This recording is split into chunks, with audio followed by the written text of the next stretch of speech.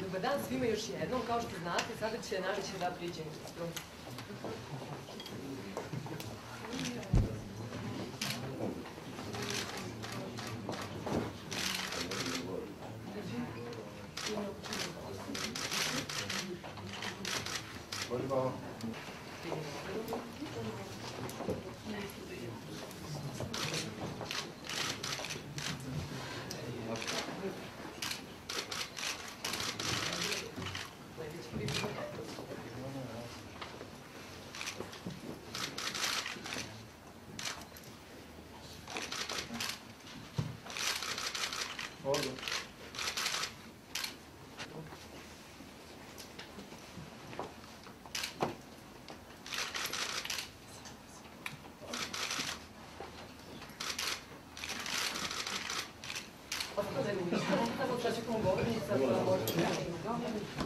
Sad u redu, sporo.